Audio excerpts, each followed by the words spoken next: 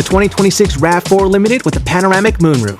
Toyota RAV4 is not responsible for the new exotic hairstyle you end up with if you get used to driving the RAV4 Limited with the panoramic moonroof and windows open. We recommend bringing hairspray if you want to keep the look. The 2026 RAV4 is serious fun. You got mail.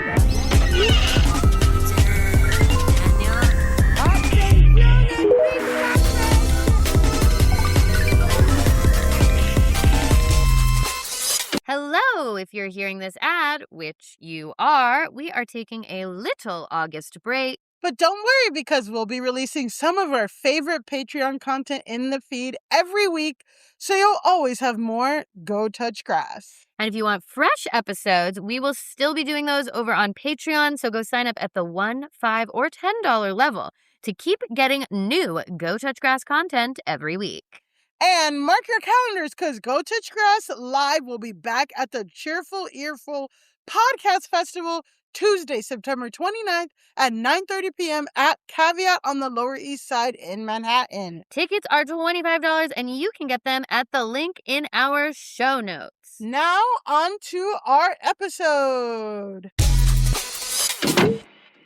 Hello, and welcome to Go Touch Grass. The vibes are high in New York City. Knocking on my fake wood Amazon table. Mm-hmm. I bought my Knicks gear today. I also bought my Knicks gear today.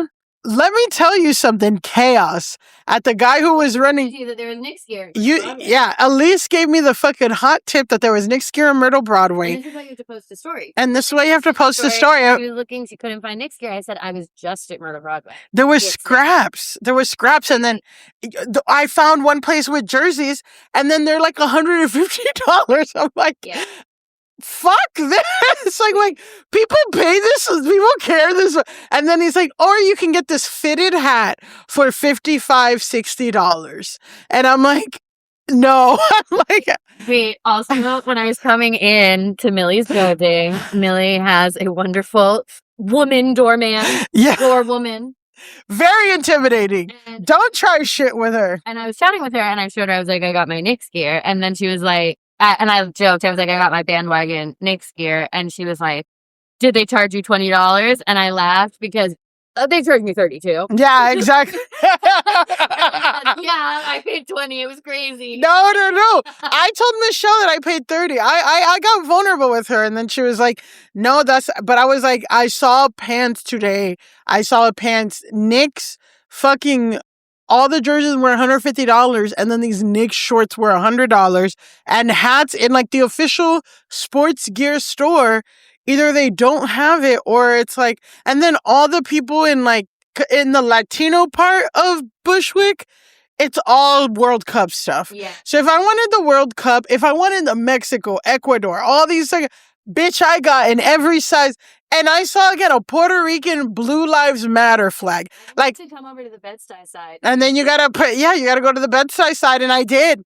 And guess what? I had it, and it was chaos. And all I'm saying is there was construction workers. There was a guy, like all ages, all sexes, everyone's buying shit. This guy's like, whatever. It's a meme online. Like, it is known as a vortex of chaos in general. So there was like 30 fire trucks around. There's always 30 fire trucks. One time I was going there, and there was just a guy wailing on the drums. Just like had a full drum set out, pounding on the drums. It was so loud. For no reason, yeah. Always construction. Always construction. Always under construction. And it's always potholes. So, but... Sorry, I told you a couple weeks ago that they were filming something, and I think it turned out to be A Quiet Place. Hi, Myrtle Broadway. So, I'm telling you, people think apocalypse. Yeah, they think of Myrtle Broadway. They say we need to go Broadway. There were fake military vehicles all around. They had a video village set up under the train. Where the guy I was like, while people are commuting to work? Yes, there were drones were flying around. And everyone's just trying to go to work. These poor PAs are trying to block off streets, and people are just walking past them like, fuck you. They're like, we're just actually gonna get a shot of the drone and people won't even allow it. Because people gotta go to work, because it is also a major transportation hub. It has a Popeyes, Dunkin' Donuts, and a Checkers next to each other. It's iconic. Yeah. It's iconic, but you know what? You can buy shit there. You can get Knicks gear there on the day of Game 5. Border, you can border Broadway. And that's what it is. And that's what it is. Speaking of stores and merchandise and collection items, because guess what? You know, who knows? Like, okay, none of your gear says Knicks 2026, but you know, if they win, this is going to be valuable collectible stuff. Yeah. And that takes us into the Bricks and Minifigs saga. You keep saying these words and I don't know what it is. I'm excited. Okay. So, and okay. This is quite the fucking saga. I think we're dealing with, you know, we have a sector of nerds. We're getting into like so bricks are what they call Legos. I think that's what like the thing is. And then minifigs are like miniature figurines. Okay, so I know Like, if you're trying to brand, like, it's like nerds who are into like little collectibles and figurines and miniatures. and building stuff. And then people who are into Legos, they like to do them and then have them. So there are comic book nerds, there are gaming nerds. So now we're talking about like figurines, not so much Funko Pop, but like I'm not gonna have like, again, and this is all disclaimer to say, this is not our arena. Our arena is the internet and drama, and we will go to where the drama is, but we're not purporting on knowing this world really well. So we don't know anything about this. So if we make a mistake or if I'm referring to something like, well, please let us know. Like, we're open to figures. Okay. We will be listening. Yeah. Yeah. And yeah, like I've been keeping my eyes on the situation. And Raleigh Williams, former guest. I thought you were gonna say former friend. No. No, he is a current friend, former guest of the pod. Brought this to our attention and said, "Hey, oh, this is that." But also, I was like, but I told him, like, I got my eyes on the Bricks and Minifigs, and let me tell you, so we're dealing with a kind of nerd. And I think that also paints how these people deal with situations. We're talking police is getting called, lawsuits, like drama, like things being thrown in things' faces, like accusations, theft. This is all around theft. Wow. So that's just kind of the overarching things of this thing, and then I'll tell you the major players. And so I remember some things, but I'm still going in pretty old. Yeah, so this is the like that Bricks and Minifigs, like that's kind of that community, and Bricks and Minifigs is the name of an American retail franchisor founded in 2009, and specializing in buying, selling, and trading of new and used Lego products. Through its over 300 franchise locations in the United States and Canada, the company operates primarily through independently owned franchise stores. So it's important to say franchise because having a franchise location, it's so... And franchise means different things to different industries. Franchise Burger Kings, like, even if you have a Burger King that's owned franchise and a Burger King that's owned corporate, like corporate, they all have the same hours. Franchise, there's flexibility, the menu offerings, the this, the that, like, and depending on the franchisor, they have very strict, like some franchise, like Popeyes or McDonald's, they have very strict, like, you have to maintain our stores like this quality or you cannot own it anymore. I don't know what the situation is with Bricks and Minifigs, but it just sounds like it's like they have this umbrella corporation and 300 people around the country own the franchise of this. So it's like probably the people who are passionate about this in their community I guess, owning this, right? So the company was founded and originally headquartered in Battleground, Washington by collectors David Ortiz and John Masick, with its first retail outlet opening in 2010. This is pretty new. Bricks and Minifigs would be sold to Utah's brothers Amon and Matt McNeff in 2018, with Amon having served as chief executive officer since the acquisition. With change in ownership, the company's headquarters were relocated to Provo, Utah. So this is also interesting because now we're talking about this niche community of people who like to build things and all this stuff. Now, this is not we're not saying that everybody who is into Legos is Mormon.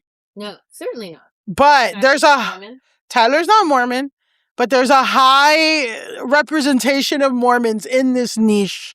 And the new owners of the franchise are Mormon guys. Well, and we do know that, like, when Mormons get into things, they get into them very hard, I feel like, because they have so many constrictions on it. Well.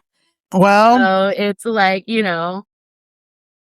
if Legos becomes an outlet for some of that pent-up energy, I imagine they're very fervent fans of it. So, yeah, so that too. And then I'm also just like, Utah culture and Mormonism is such a specific culture. It's fascinating. That's why there's numerous uniquely American. That's why there's so many reality shows about it. They're doing crazy shit. Yeah. It will I can imagine it being kind of difficult to run a company that's around the U, or like there has to be some cultural things that come up. Yeah. With owning 300 locations around the US and like having, like. Yeah. Well, it could be like, I mean, I guess the thing of like, if they're selling a minifig or like Lego set that is of something that the Mormons don't like or don't. You know what I mean? Like something they banned that they're not allowed to watch. Well, like Harry Potter, like how evangelicals like hated Harry Potter. So it's like, I mean, that's a whole thing too. I'm just even thinking about like HR ways of like, if one franchisee is like, lives in New York City or in Georgia or in South Carolina, like how much can a Mormon know the cultural nuances of running I don't know. Yeah. Does that, and I don't know if that's discriminatory. I'm just like against Mormons, but I'm just discovering like, if you have this very rigid lifestyle where you can't even drink coffee or alcohol or have like whatever or watch rated PG movies, like how are you going to run a company full of like diverse individuals from around the country who like don't have that rigid thing? That's just something that's coming up. Insular. I mean, obviously there's people who are Mormon who do it, but like it is insular for a reason. There were a lot of Mormons in my area when I grew up, and they stick together. Well, I'm just saying that with the company, with the company getting owned by like I think that's like might cause some cultural issues, which is coming up, I think. So Reckless Ben is a YouTuber, and his name is Ben. This is another player in this Bricks and Minifig saga.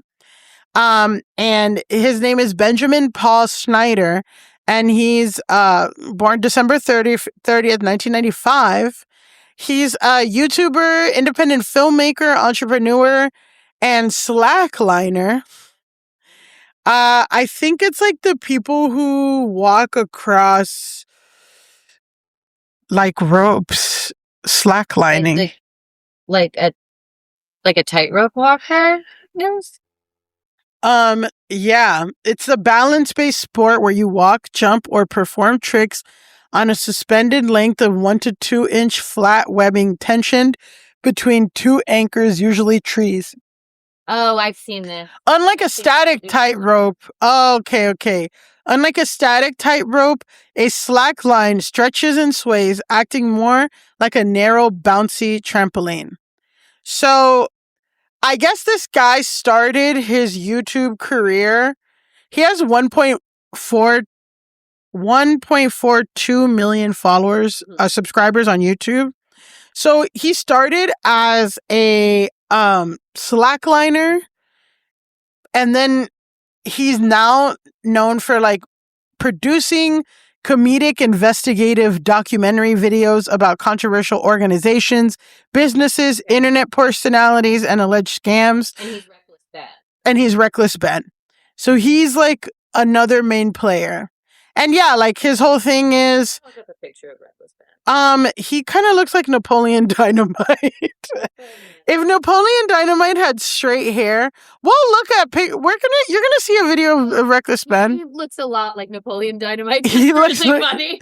He has like Napoleon Dynamite has defined curls. Yeah. But Reckless Ben hasn't figured out what he's gonna do. And Reckless Ben, I will say, has a little bit more of an alty style going. Yeah, well, obviously he's not dressed as Napoleon Dynamite, but there's an uncanny resemblance between the two. Well, Napoleon Dynamite looked crazy, but also it was like the whole show was in the movie was in the 80s. It was the aesthetic of Exactly. He wasn't that crazy compared to the aesthetic.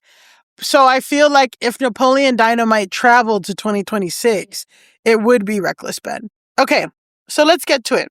So in 2023, Brian Mansell, and his family co-signed a large collection of rare Lego Star Wars sets to the Bricks and Minifigs franchise in Salem/Kaiser, Oregon. So the family, basically it was like a grandfather, and he's like, instead of an inheritance, I'm gonna sell all my collection of Star Wars Legos. And what Bricks and Minifigs does is they are kind of like dealers. Okay. So they sell the thing, they keep an inventory list of like all this stuff. And I bet they're good at like they can verify that the stuff is what people say and like assess the quality of like resale and stuff. Like, so apparently when they got all this stuff, the owners then said, this stuff is worth $200,000.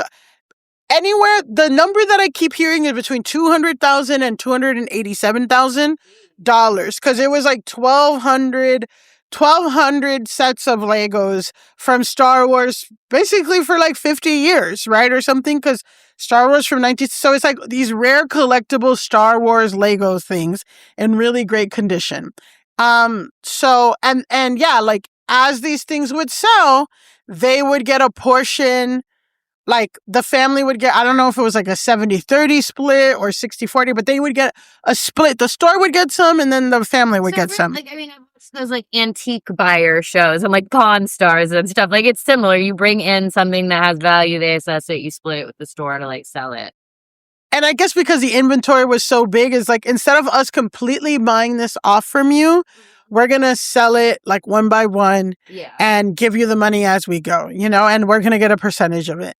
And it looks cool in our store to have all this rare shit. Yeah. Like, it's good for the store. It like is exhibited. Like, you have rare, like, even if somebody who's into it, who's in the town, that's the kind of shit where you go to a random town for something and you see this store and you're like, oh, cool, you guys have this? Be like considered like a museum type attraction. Exactly. People are super interested in it.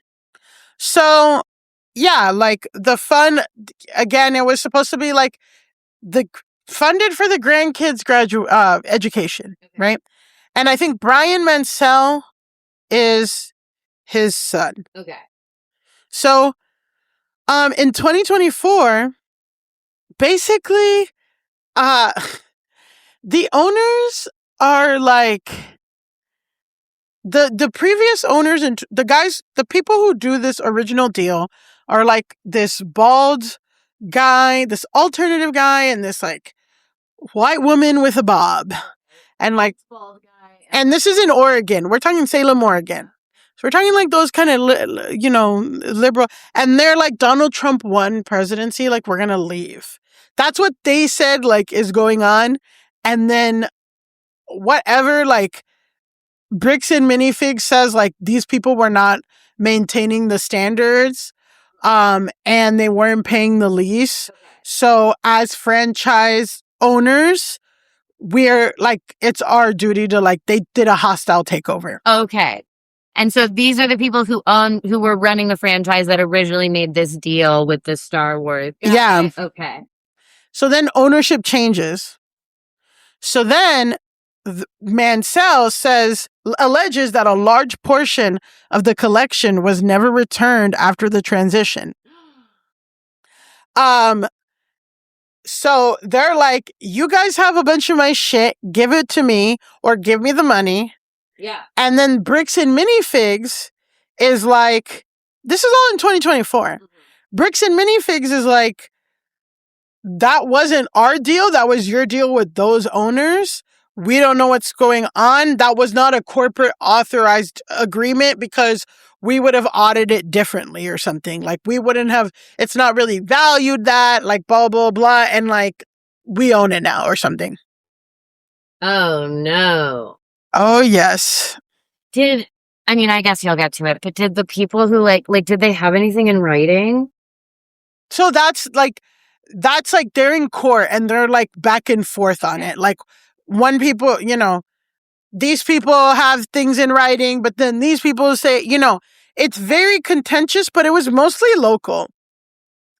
In 2025, up until like basically last month. Yeah. This was all like local, mostly obscure, like only people in the community knew. And, people start like debating how much the Bricks and Minifigs is even worth, or I'm sorry, how much the Lego things, it's like becomes this niche argument.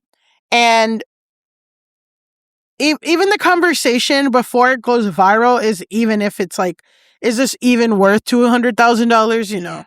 All that stuff. So all of that is going on, like this ongoing dispute happens. And then I think like the Mansell family, the Lego family, I think this guy was just like, I have this situation. Can anyone help me out? Come in Reckless Ben. Reckless Ben. So Reckless Ben in May 2026 decides to jump into it, and he released a video 3 weeks ago titled, I tracked down the thief who stole $200,000 worth of Lego.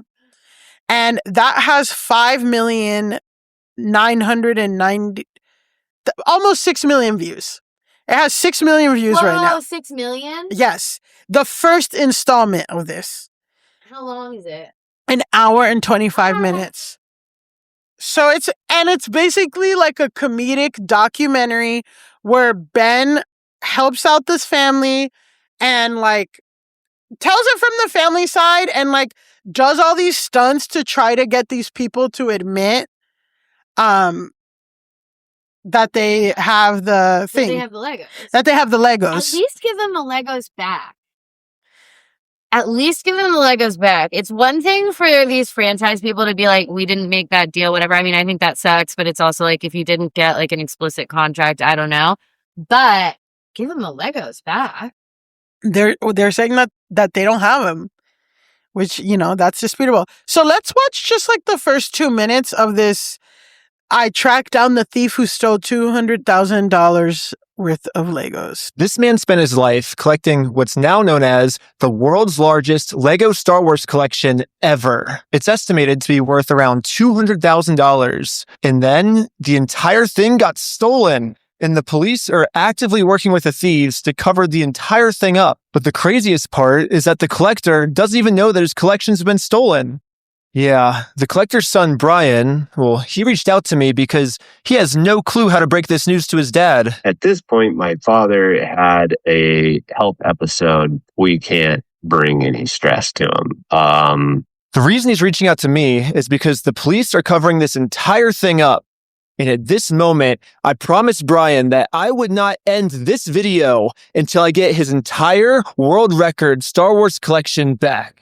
But anyways, the thief of this collection is actually a corporation called Bricks and Minifigs. Bricks and Minifigs, the biggest toy store of its kind. Is the largest toy store. Bricks and Minifigs were not just your average Lego store. For collectors, Bricks and Minifigs is basically seen as the best and safest way to sell your Lego collections. I'm selling my Legos. So what I'm planning to do with them is take them to my local Bricks and Minifigs. Because there's so much positive media about them everywhere, Brian thought that this would be the perfect store to finally sell his dad's Lego Star Wars collection. So I wrote up a contract. In the contract, it says that these are still the family's Lego sets, but every time one gets sold, the store gets to keep a small percentage of each sale. This was a store's worth of inventory. So that store that day was nothing but my dad's collection. Like, all the shelves filled. They had to bring in extra shelves and fill the whole party room with shelves. But the owner of the franchise, this woman, well, her husband had to actually leave the country due to some work-related reasons.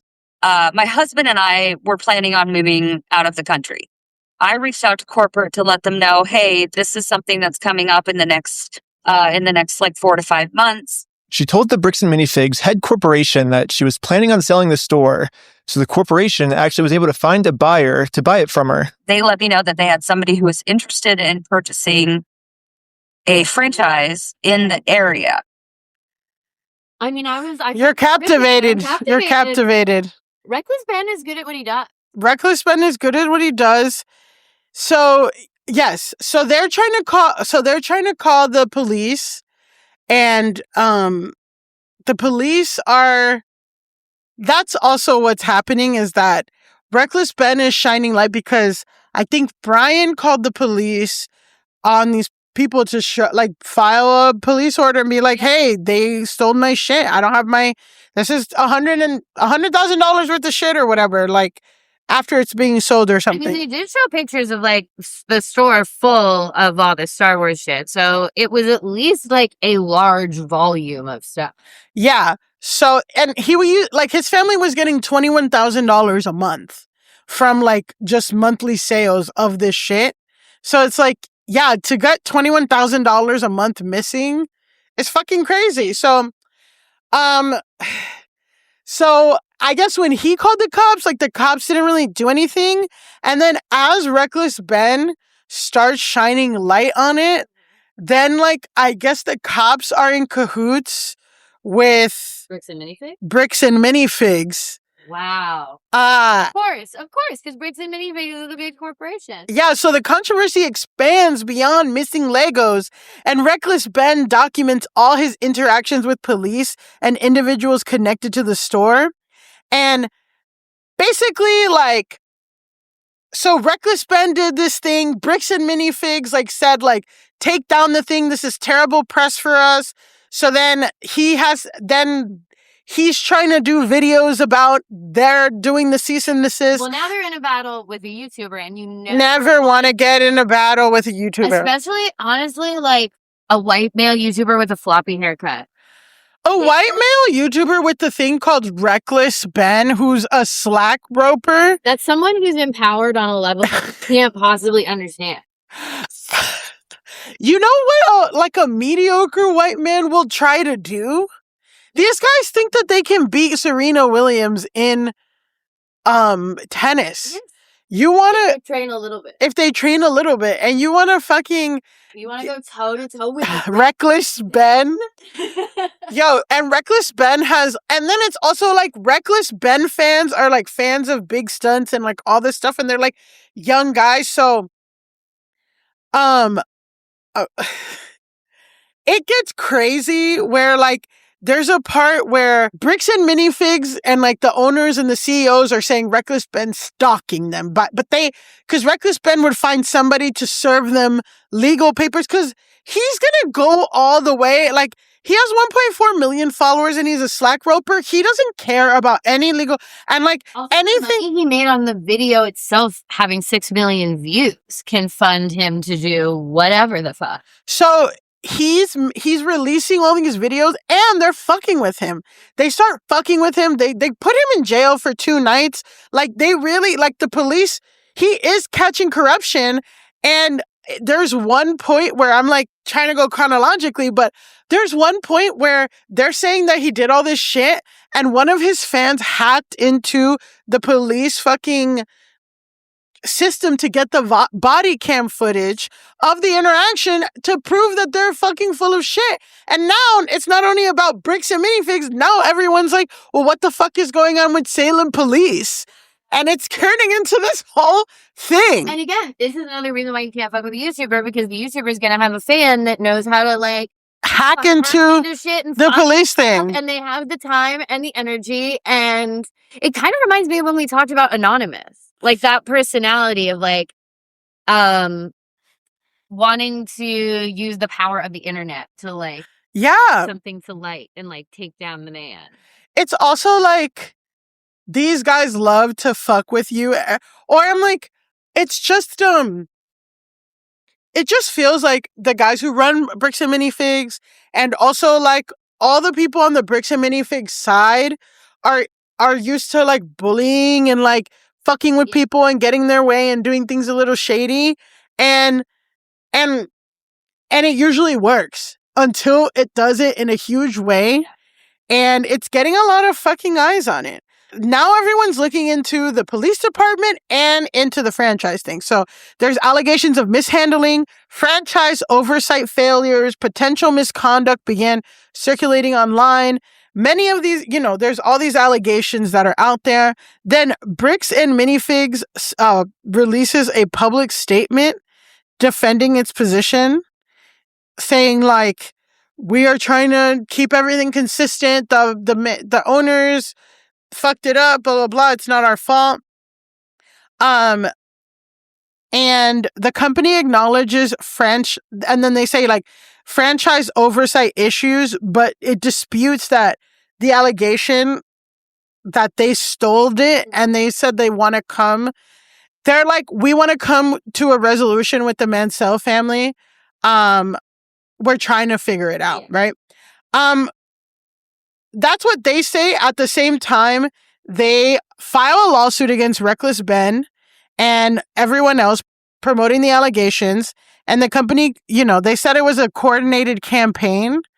And are they trying to say it's like defamation or something? Yeah. The first thing was I tracked down the $200,000 Lego thing. Mm-hmm. That was 3 weeks ago. Now, 2 weeks ago, this says I got arrested because of Legos. And it has 4.5 million views. Okay. We'll watch like the first minute, but this first minute shows him getting swatted. Like literally a SWAT team. Outside anybody. No, don't move. This is the story of how I got swatted, all because of Legos.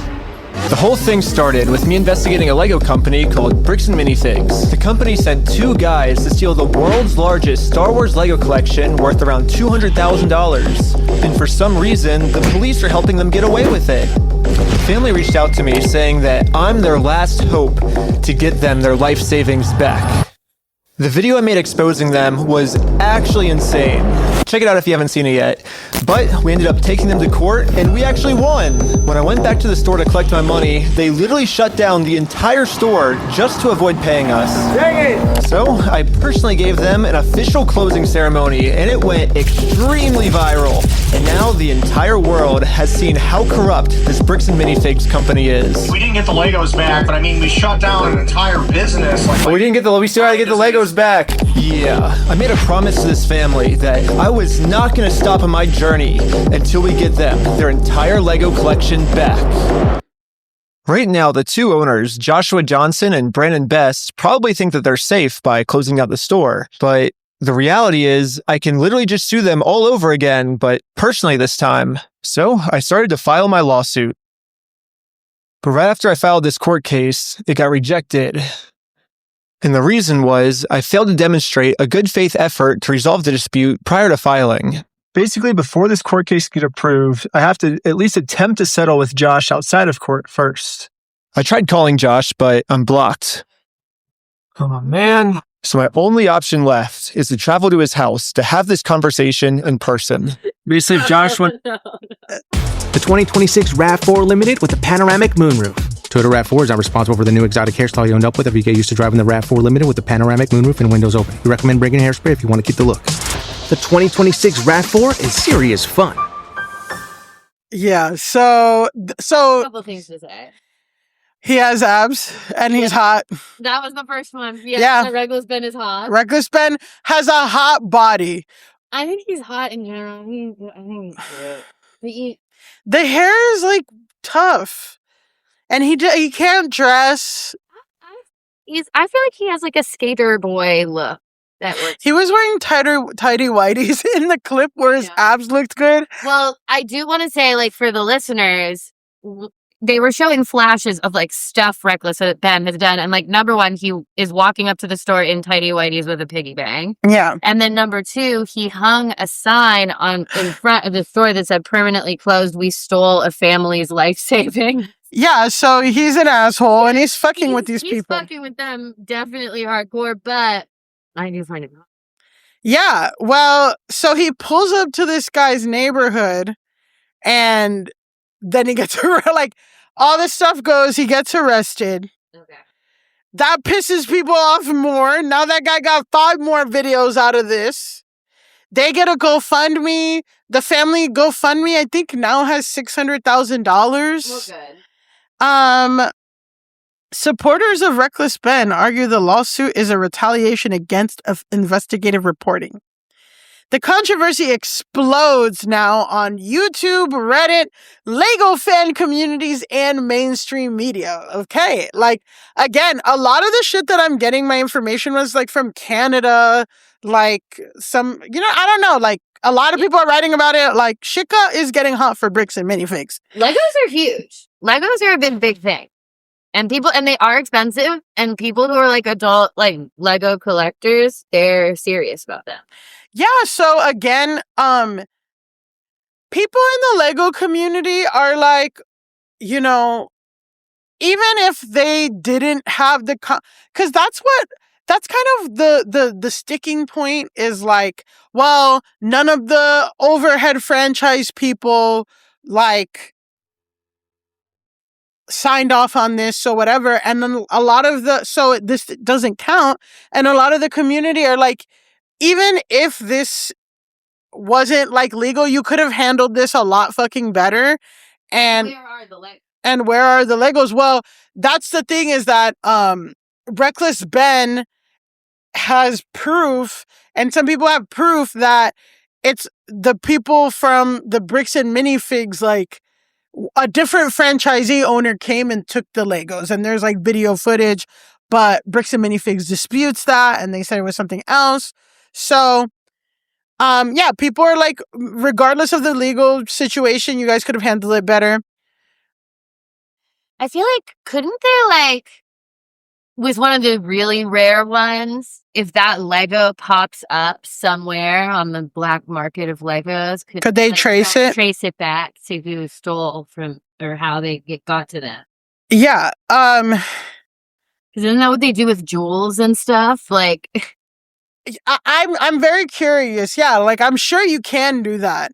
But then, like, you would just need an intricate. There's like no regulation for this kind of. Well, I guess there. I mean, in the police, other like places that people sell them, and this rare Lego set pops up on like eBay or whatever around the same time that like all this stuff got missing, and it's something that's missing from the collection. It could be a clue. I need to. Yeah, get in touch with. Yeah, I know. Find an excuse. At least wants to fuck Reckless Ben. I do kind of want to fuck Reckless Ben. Reckless Ben, come on the pod. Reckless Ben, come on the pod. Anyway, okay. So Bricks and Minifigs actually announces that they're permanently closing the Salem Kaiser location. And severing ties with the franchise owners involved. Because I guess the guys that wanted to buy it, between the guys who wanted to buy the franchise next and Bricks and Minifigs, they're like, they fucked it up. And then no more Bricks and Minifigs for this town. Basically, the company cites internal findings of operational problems and gross negligence at the location. I mean, that might be true. Yeah. Like, they got them into a whole mess of shit. Yeah, exactly. Well, exactly. But also, they didn't handle it good. No. So the saga grows even bigger, because my little YouTube crush is the guy who covers crypto stuff, CoffeeZilla. Right. And he's half Cuban. So CoffeeZilla covered this thing, and he interviewed both sides. He did a really, love my boy CoffeeZilla. He interviewed both sides. He interviewed the Bricks and Minifigs guys. He interviewed the former owners. Yeah, they're doing. It's pretty crazy because it's like it's so diametrically opposite what they're saying. There's like, it's hard to say. I'm like, yeah, the Bricks and Minifigs guys sound like assholes. But yeah, we'll see like a little clip from the. Okay. Okay. So no, rewind. Even before CoffeeZilla, so Reckless Ben is doing all these lawsuits and all this shit, and they're alleging defamation. Then he's going back. He went to jail. He gets out of jail. He's doing all this stuff, and then he's suing them back too and whatever. But somebody gave him legal advice that is basically like he can't release the last part until after. I don't know. So Reckless Ben posts this. I think. Let me see. Hold on. It's a video titled "My Final Message." I love when YouTubers do this. I love YouTubers. Episode 3 is... So 4 days ago. So we had 3 weeks, 2 weeks, 4 days ago. So 4 days ago, he released this video called "My Final Message." It's 1 minute and 42 seconds. I feel like we should watch it. He's in this like garage or parking lot, and he's speaking into his phone. And this has over 4 million views. So, Ben's hitting. Reckless Ben, come on the pod. Episode 3 is finally finished after crazy all-nighters and basically destroying my health. But I can't post it or I will go to jail. And not only that, I will also immediately lose my lawsuit of $300,000, and the GoFundMe we made for Brian will go straight to this mystery company that I am no longer allowed to talk about. They sent court papers to my email, which I guess a judge approved for them that this was a valid form of service. And so now that I'm officially served, I cannot even mention this company or I will be in jail and everything. Normally I would be like, screw the big guy telling me what to do. I'm going to do what's morally right. But in this situation, if I do that, then all my friends get screwed with this lawsuit and we lose all the GoFundMe money we raised, like immediately. So I am no longer allowed to even mention this mystery company. My personal opinion is that this is unfair because this order was put on me because this company was telling the court that I was making bomb threats. I was planning on murdering the manager and employees, which obviously I didn't do. And you can see that in the footage. The only problem is I was not given a chance to share my side. The court just heard their perspective, not mine. So because I wasn't able to share my side, I am now no longer allowed to talk about them. And looks like this might be it. So, yeah. They silenced Reckless Ben. They silenced Reckless Ben, but when Reckless Ben, dies, 1,000 more are born. Because Reckless Ben, we carry the flame. This is paywalled, baby. We're gonna release this for our main pod. It's good enough for a main pod, I think. The people will hear us sing. The people are listening. Oh my god. Well, what ends up happening is that I mentioned CoffeeZilla, my boyfriend, blah, blah, blah, blah, blah. He's married. It's not actually my boyfriend. Respect you, Mrs. Zilla. Yeah, we respect you, Mrs. CoffeeZilla. She can't fight. Come on. If you're married to CoffeeZilla, you're whatever. Anyway, okay. Don't try to fight me, Mrs. CoffeeZilla. Or maybe you have your own identity. Who knows? It's 2026. Accidents happen every day. Anyway, she might not have taken it. Okay, CoffeeZilla. The thing is, when you silence a YouTuber, Reckless Ben has 1.2 million followers. CoffeeZilla has close to 5 to 6. So it's just like, now CoffeeZilla took over this, and now more people are seeing it. And because CoffeeZilla has a reputation of, he goes against even bigger people, you know. Reckless Ben was probably trying to copy what CoffeeZilla is doing and like how CoffeeZilla has done it so successfully. CoffeeZilla is the blueprint. So so it gets so CoffeeZilla's deep dive into this gets so viral that it gets covered by Phil DeFranco, who is a news guy he's another news personality who has like 300,000 followers on TikTok and on Instagram and all this stuff. So it's like, this is now a big thing. So let's watch Phil DeFranco's recap of CoffeeZilla's episode, because CoffeeZilla's episode is an hour. Yeah. This is the thing, like, and I feel like these companies that are run by maybe older people or people who are... Or Mormon guys who think that they don't know how social media works and they think it's dumb. Yeah, and like, when you're not a social media native, you don't recognize that, like, if you start to become a viral topic, more and more people are going to hop on it because it's a trending topic and they want to get more views by talking about it. So it's like by messing with Reckless Ben and making it viral now, and then CoffeeZilla talks about it now, even like much smaller YouTubers, and it gets to go touch grass and like all this. Yeah, like us. Like us start talking about it because it is viral and it is trending, and some people are just going to talk about like anything that they think YouTube will push because it's already being talked about. Well, look at this, right? And this is kind of the question that I've been having. And this, again, I'm always going to call it Shannon Sharp syndrome, where it's like, you think that paying off this family $200,000 or $100,000, it'd be like, hey, you know what?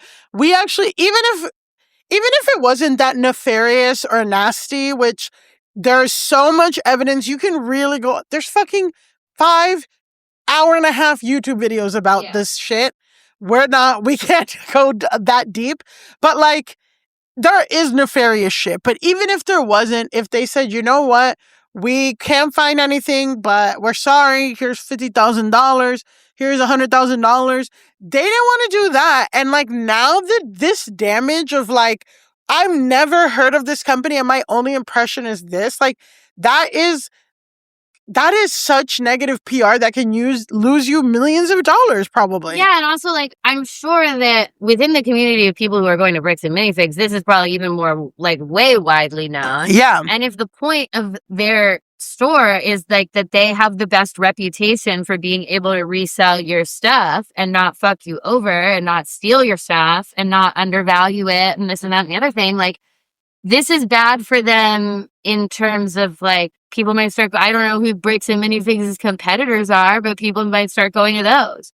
Or, like, turning to online options or whatever because they don't trust them. Yeah, exactly. So let's watch Phil DeFranco's recap of the CoffeeZilla. CoffeeZilla just exposed the entire Reckless Ben Lego scandal situation, and now you've got people saying that he just confronted the Bricks and Minifigs CEO mid-line. Now, first off, Coffee says that there were never $200,000 for Legos, with the store's previous owner telling him that that was just an initial informal appraisal. But what really caused the confusion here was that she said she published a press release with the $200,000 number to drive traffic to the store. In the reality, the official appraisal says they're worth somewhere between $87,000 to $127,000, which Coffee averages to $107,000. Now, he also says that the guy who sold Bricks and Minifigs Legos, Brian, he was paid for just under a quarter of those Legos, but the other roughly $50,000 to $83,000 that he's owed, that's still missing. However, corporate, they're claiming that they only found $2,000 to $5,000 linked to Brian when they took over the store. You've got Coffee interviewing CEO Amin McNeff claims that corporate's never seen the full spreadsheet with the actual Lego inventory. So Coffee confronts him, straight up saying that doesn't add up at all. Y'all do have the spreadsheet though, yeah? Y'all have the spreadsheet. That was shared online, but months after we asked for it. It says I'm so confused. It says I'm on the file right now. It says storage used, owned by BAM Franchising Inc. Owner Salem. So this is I'm pausing here. This is the big gotcha, right? Okay.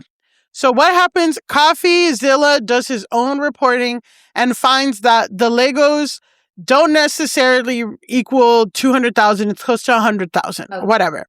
Then, like, they're going back and forth, and he's talking to the owner. This is the CEO, the Mormon CEO of Bricks and Minifigs, and they're like, CoffeeZilla is like, well, you saw the spreadsheet inventory and then because CoffeeZilla shows this screen share of the spreadsheet with highlighted rows of what was sold and what wasn't and how much it costs. So Bricks and Minifigs, this guy's like, we never saw it. We don't know what it's talking about. I only was given that 3 days ago. So then CoffeeZilla goes into the fucking document history on Google Docs and it says owned by Bricks and Minifigs, created September 2024. So that's what this gotcha is right now. So I'm going to just rewind it so you kind of get the context. But this is what my boyfriend's doing. Sheet with the actual Lego inventory. So Coffee confronts him, straight up saying that doesn't add up at all. Y'all do have the spreadsheet though, yeah? Y'all have the spreadsheet. That was shared online, but months after we asked for it. It says I'm so confused. It says I'm on the file right now. It says storage used, owned by BAM Franchising Inc. Owner Salem.or bricksandminifigs.com. What are you looking at? It says owner Salem.or at bricksandminifigs.com. That's you guys. It says owned by BAM Franchising Inc. It says created September 6, 2024. When I look at it, this is the Mansell list, I believe. So this would have been created under we have the y'all definitely have this. Y'all have access to this. Well, I had no idea. You'd McNabb saying this is the first time he's ever seen it, betting that if that's there, we can now have our team go look for that. But what you're seeing online is that response basically dug the hole deeper for Bricks and Minifigs. You've got a lot of people out there believing that Coffee just caught McNabb straight up lying to his face and he called him out on. But one, you can be the judge and let me know your thoughts down below. And two, follow to stay in the loop. CoffeeZilla just... I mean, it is great when people get caught. It is great when people get caught in a lie on camera. Well, it's also too like... It's also like, you think everyone's an idiot? Yeah. Or you don't think there's a paper trail? Or you don't think that... you think that you can do shaded... documents. But I'm just like, something has to do with these guys being like, Mormon in Utah? It's like, you're not in touch with like, what the fuck these people got going on online, I guess. I don't know. It's a hypothesize around it too. Like, key tenet of being Mormon is that like the men... own their you go to heaven and you own your own planet and stuff. Okay. Yeah. I didn't know that. Yeah, it's like the men go to heaven and they like populate a planet and you like his wife will go live on his planet with him and like whatever. So it's like I think there can be delusions of grandeur. Yeah. Someone who is like a big businessman in the community and then also like thinks he's gonna have a planet and stuff, which I'm not here to speak on that. Yeah. We can't get into. We can't even get into this fucking. Put a pin in what happens. Yeah, we can't even get into the full Lego drama. I'm not even gonna touch like Mormon theology. Somebody was trying to have a conversation with me about gentrification, and I'm like, I can't unpack that right now. This is out of my purview, girl. I don't know what you want me to do. And that was a friend who was looking to me like, I'm not bad, right? I'm like, I can't do this right now. Anyway, okay. So the controversy gets now it's not only that. So it's not only that this controversy, it's that the CEO of Bricks and Minifigs was caught in a very bad lie in front of millions of people. Shit's still going on. Millions is so crazy to imagine. Like this guy thought he was just like the CEO of this like niche thing. company, And now it's like, dude, you're being put on blast to millions. Yeah, so I mean, that's kind of where we are today. I mean, that episode, that video came out like this week. The CoffeeZilla one. This is very ongoing, so that's also why I was like, maybe we should wait a little. But it's just so much. We're gonna have to keep our eye on Bricks and Minifigs, and again, that's how this.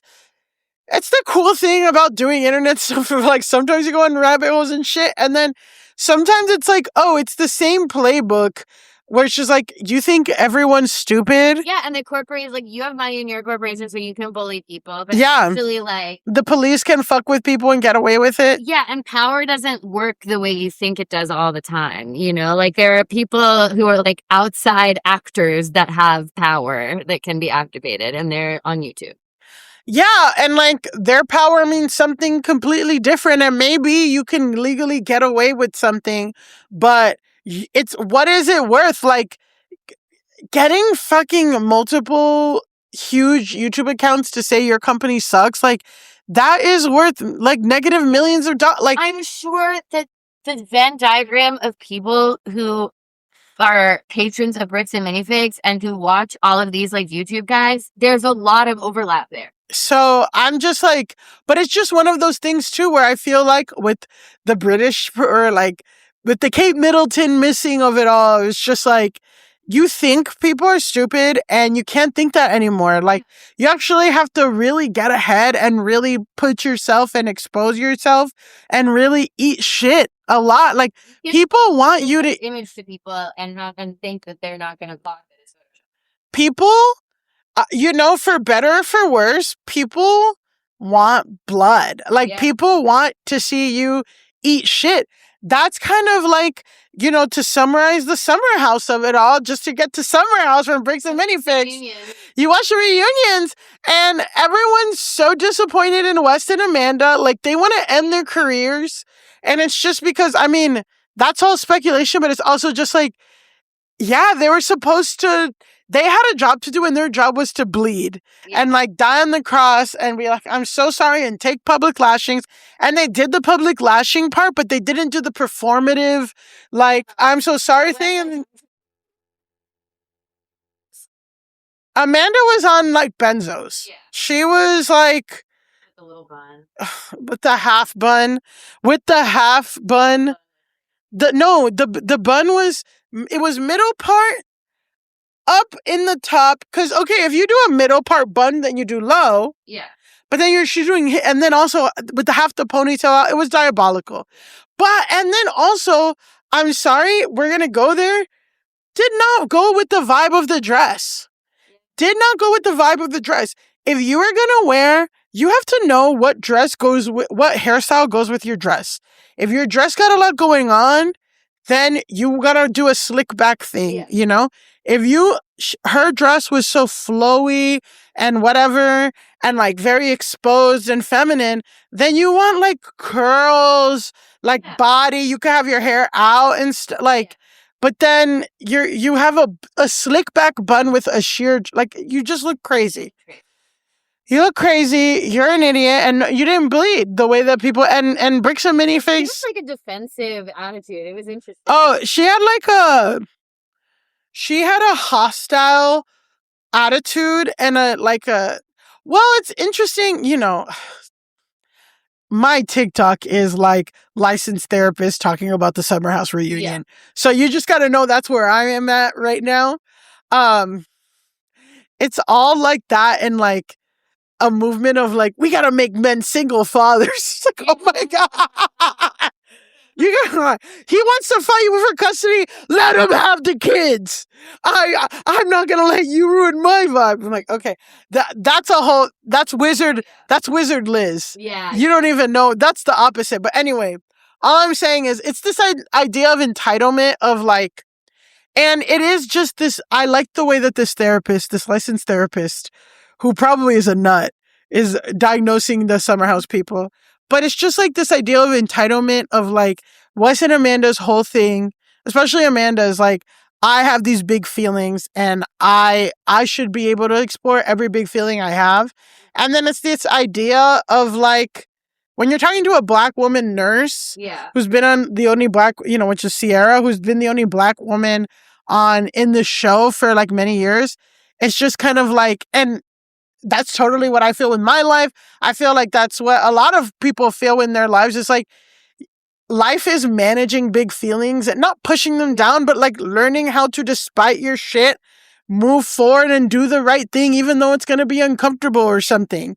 I also got a sense from her that she was kind of like, I'm the queen bee of the show now. Like, I've been here the longest. I'm like, I felt a level of entitlement from her of like, I should be allowed to do what I want because I am about to. I think she was anticipating like an Ariana edit from her breakup with Kyle. She was going to get that, but then she did. She fucked the worst person to ever fuck. But I think that's like, it all led to this entitlement. I think that she felt like I should be allowed to do whatever I want because I'm the queen of the show now because I've been here the longest. Yeah. So there's that, but it's like, you've been there the longest, but you're not giving anything, baby. You're not giving what Kyle's giving. Kyle sucks, but he's insane. And Lindsay's been there longer. And Lindsay's good at reality TV. Even if you don't like her, you watch her, you're like, I get it. This bitch is working. She is clocking in. That's the thing with reality TV is like, some people are actually good at it. And it's also like, the people who are good at it might not be the people you want to hang out with or the people who handle situations exactly how a normal person would handle them. Almost certainly not. But I don't want to watch a normal person. I want to watch crazy people on reality TV. And there's a lot to say of like, similar to the Lindy West conversation, like how women think about women and how women think about themselves has shifted so much, even within the 10 years of the house, where like when Amanda got on Summer House, it was all like girly girl to like, it was pick me energy. And like any woman who said anything bad about a guy would get made fun of and trash. And then it got turned. Vanderpump was like any reality TV from that era. But we have seen, especially on Summer House, it's the girls girl era. It's the this, it's the that. And I guess it's like easy to maintain when you're married. But when you're single and this guy presents himself, like that's out the window because that wouldn't have been a problem in old Vanderpump or old Summer House. So, but it's the window shifted. And I feel like the reason Vanderpump failed is because they could not, the cast members couldn't adjust to that themselves. It seems like the Summer House cast members more understand like the girls girl energy. Obviously not Amanda. Some would say it started with Paige and Hannah.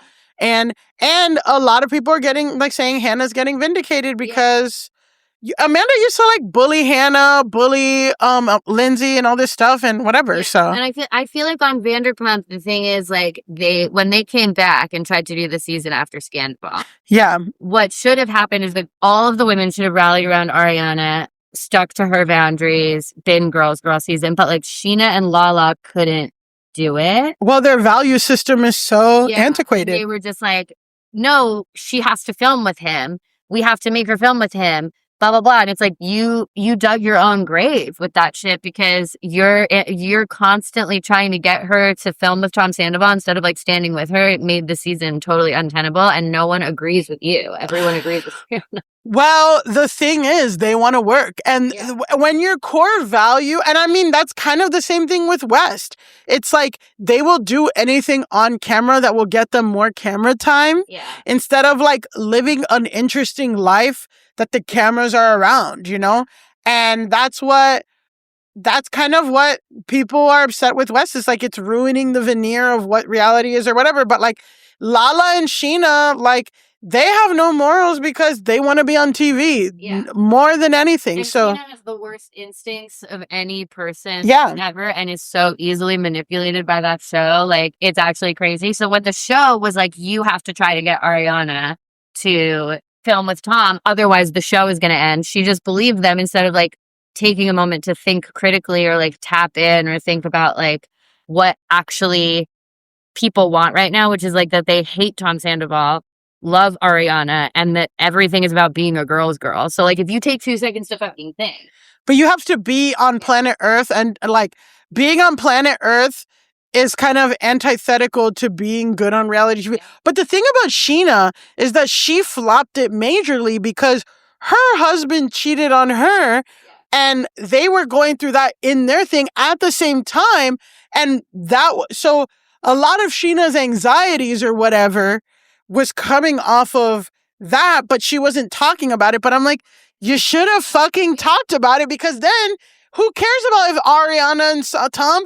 Now we're filming about you and your husband. But she doesn't. But exactly, she wants to protect her husband because she's an idiot. Yeah. So she could have had a fucking 5 spin-offs by now and learn how to trust, and then them going to couples counseling. She was supposed to be the center of the show, and she just never could hold the center around other people. And she's too easily manipulated by the show itself. And that's the thing about, and that's the criticism of West.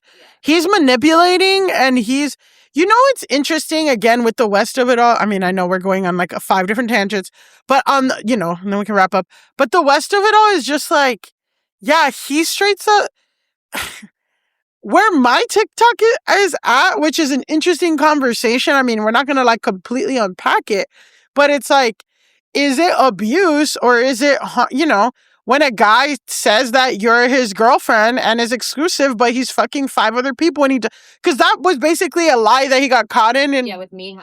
With Miha, he was just like, well, she thinks we're exclusive, or like, yeah, maybe I led her to believe her. I'm not unclear. It's just like all this shit, and I'm just like, and then the internet is like, well, that's abuse. So I'm just like, it's an interesting thing that came up, and I'm just like, I don't know.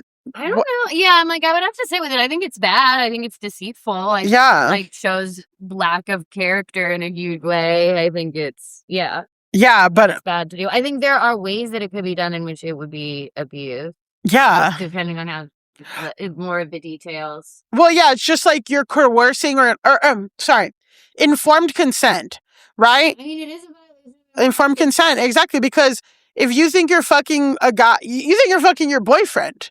Yeah. And he's fucking 5 other women. No, I mean, it could expose you to like disease and all this other stuff too. Like you could get a virus. Like it's not good. I just am like, I have to sit with it. I think. Yeah. So, but that's the conversation happening on TikTok. Is it abuse or anything? Anyway, you know what is abuse? This Bricks and Minifigs situation. Keep an eye on the Star Wars community. Keep an eye on, but I think either way, I'm also like with Reckless Ben. I'm like, you're going to give up all, you're threatening the Venmo. But I'm like, you're threatening the GoFundMe thing if you get in trouble. I'm just like. Yeah, I was kind of like, well, why would it affect the GoFundMe? But yeah, I thought that was shady, but we've talked about it. So Yeah, I think Reckless Ben will be back. Reckless Ben will be back. He's not going to stay silent. Reckless Ben will not stay silent. Reckless Ben is like confronting. That Reckless Ben can speak on this again. He will. He'll be on Tidy Whities outside of a restaurant. 5 hours long.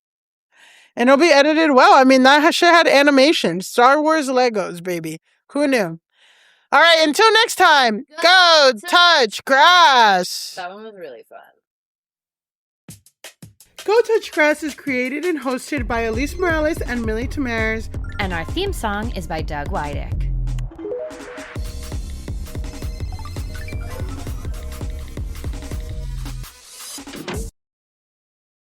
The 2026 RAV4 Limited with the panoramic moonroof. Toyota RAV4 is not responsible for the new exotic hairstyle you end up with if you get used to driving the RAV4 Limited with the panoramic moonroof and windows open. We recommend bringing hairspray if you want to keep the look. The 2026 RAV4 is serious fun.